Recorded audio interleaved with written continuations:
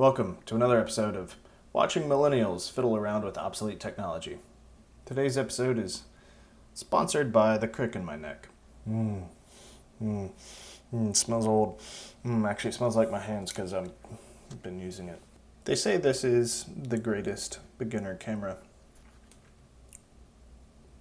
They say this is the best camera for beginners.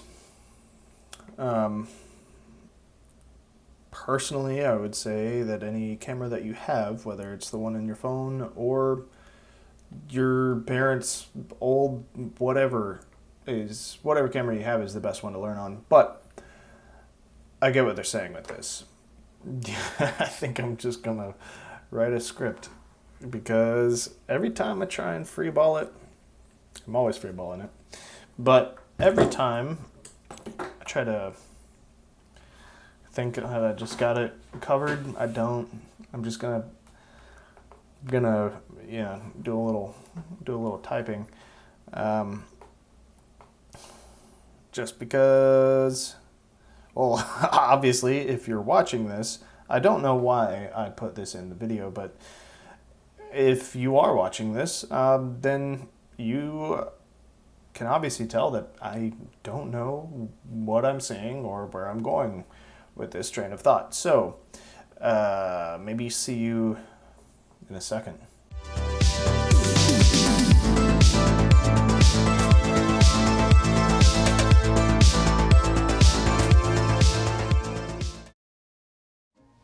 Let's try this again. Welcome to Camaraderie. I think I already said that, so let's get right into it. The Pentax K1000 was made by the Asahi Optics Company Limited between 1976 and 1997. From what I can tell, mine is from earlier on in that range because it's an all-metal body, except for a little bit of plastic on the film advance lever. Pull the lever, Krog. I'm gonna go with lever. And it still has the AOCO logo, and it also says Asahi Pentax. Later models used more plastic in the construction and simply just said Pentax on the prism. This camera is about as simple as it gets for a 35mm SLR. It's completely manual. There's no auto anything, no program modes, no aperture priority, nothing like that. You don't need a battery to operate it unless you want a functioning light meter, in which case you'll need an LR44 battery. But you know, who even uses a light meter anymore? Plebes, that's who. One of my buddies actually found this camera at a thrift store and somehow managed to get it for 12 cents. And it came with the 50mm Asahi branded Pentax lens, which, let me see if I can find that. I think, do I have it right here? It's on my ME Super at the moment. I don't feel like getting it. It says Asahi Pentax, it's a 50mm 1.8 f-stop lens. But yeah, so it came with the lens, it came with the case, it came with the papers for it. It came with everything for 12 cents, which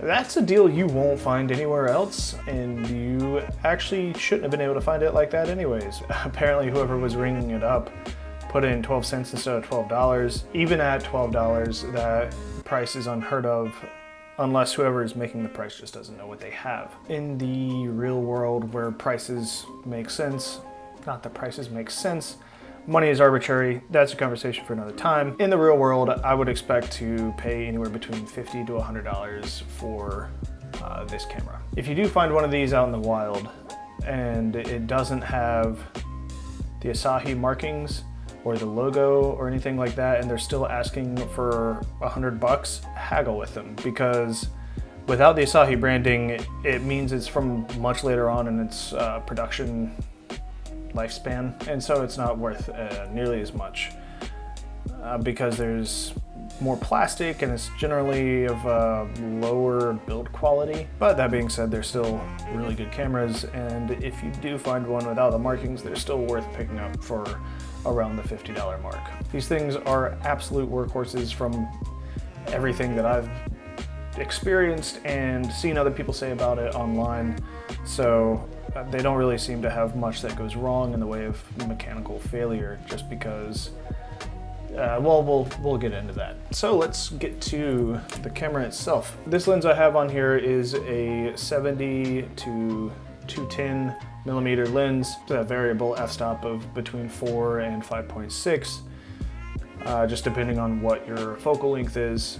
But I picked this up for, I think it was either $10 or $20 from Southeastern Camera. It's a camera shop nearby here where I live. It is a brand of lens that I've never heard of, Quanta-Ray. I just wanted to experiment with a telephoto lens because I've never really shot with a telephoto lens. I prefer the 24 to 50 millimeter range, especially for like regular shooting. Well, film shooting. I consider that my regular shooting, but you know, it's because I'm better than everyone else. Yeah, even though I've never heard of this brand, the build quality does seem pretty solid. The aperture ring is a little, well, not a little plasticky, it's entirely plastic. The actual barrel itself is nice and metal. The oils in it seem to be nice and loose, all lubed up real good. Who doesn't love a good lubed barrel? And lastly, the glass looks to be pretty clear of any fog or fungus or anything like that going on. So moving right along, the body itself is an all metal construction with only a hint of plastic, like I mentioned before, on the film advance lever. And there's some rigid rubber plastic stuff, rubber or plastic, I don't know. Maybe it's rublastic. Making up words because it's my show. But this just adds like a nice little bit of grip, so you're not just dealing with all purely smooth machined metal for the rest of the design. Super standard fare. Like, this is the most camera-y camera that I have. I think it's a camera, and it has everything you would expect and nothing more. You got your film rewind crank, hot shoe, combination shutter speed and ISO dial, and a film advance lever. That's it. That's all there is to it. There's nothing else. There's nothing really that stands out or gets in the way with this design, and I think it was made that way intentionally. The K1000 is widely regarded as one of the finest learning cameras out there. I don't know if that's what they had in mind when they first made this model, or if that's just something that kind of it happened. It's still recommended or required in some cases in a lot of different film photography courses, and yeah, it's been that way for a long time. It can handle films rated anywhere from an ASA ISO of 20 all the way up to 3200. Shutter speeds, pretty standard now, but back when this came out, having a 1,000th of a second as your shutter speed was kind of a premium feature. So the shutter speed dial does go from 1 second all the way up to 1,000th of a second. And it does have a bulb exposure mode as well, just so you can get those nice long exposures. That's about it for features on this camera. There is no mirror lockup. There's no depth of field preview button. There's no self-timer. There's no flip screen. There's no video recording. It definitely won't do 4K.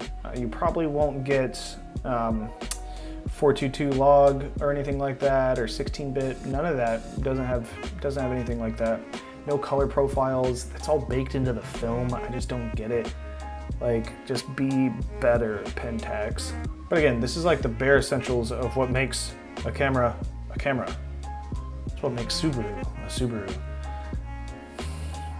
I don't know why my mind works like that sometimes. Gotta get some burger grease off my glasses. Fewer moving parts, fewer things that can go wrong. It seems to be kind of the design mantra of the K1000. Inside the viewfinder, there's really nothing to see except what you're pointing at, which is pretty neat. I like that. Super uncluttered design. It does have a little match needle, what do you call that? Match needle meter to let you know if you're overexposed, underexposed, or in that sweet, sweet Goldilocks zone. There is a central microprism spot for helping you with focus. At first, I was a little worried about the focusing aid because it seems like it's going to be less reliable or less accurate than like a split level microprism that you get in most other SLRs, at least from like the late 70s and further forward. You know, things like the Pentax ME Super or the Canon 8E1 or my beloved Nikon F2. I love me a good split level microprism, but things aren't always exactly what they seem. So let's go test it out and actually see if the microprism focusing aid and the rest of the camera is any good.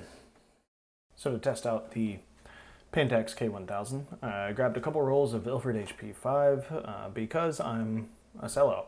Also, I ran out of my bulk film, my Kent Mirror 400, what I usually shoot with, and I'm still waiting on some to arrive in the mail. Went to the North Carolina Museum of Art to walk around some of their outdoor trails that they have with like sculptures and trails. First thing I'm noticing off the bat about some of these pictures is that they do seem pretty, like, just slightly out of focus.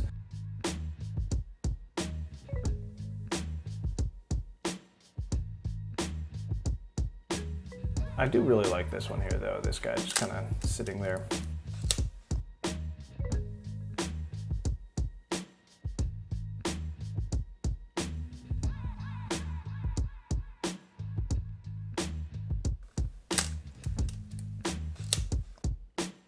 For the rest of the time, I pretty much just made like George McFly and birdwatched.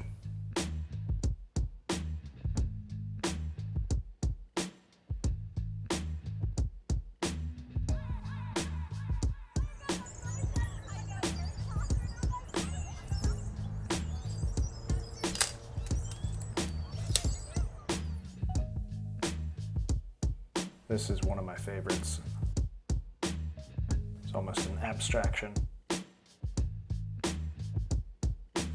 This might actually be my favorite. Light and the shadow play together pretty well in this one. After I ran out of film there, I made my way to, you guessed it, a parking deck in downtown Raleigh.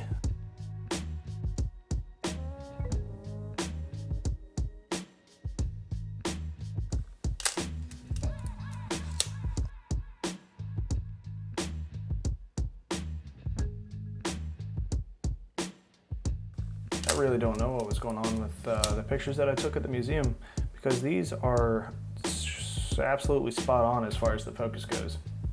Much more in line with my first impressions when I shot with this camera a while back.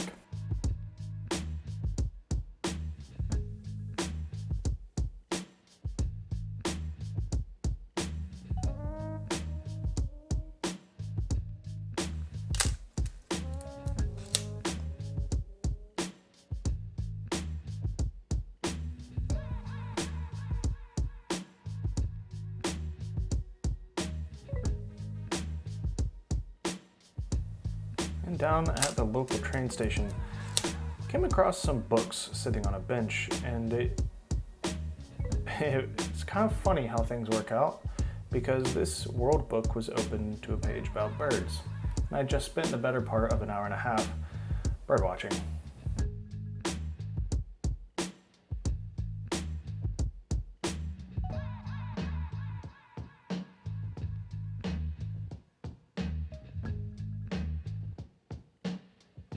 Here I just wanted to get some textural shots and atmospheric shots of the back of this building because I thought it looked interesting.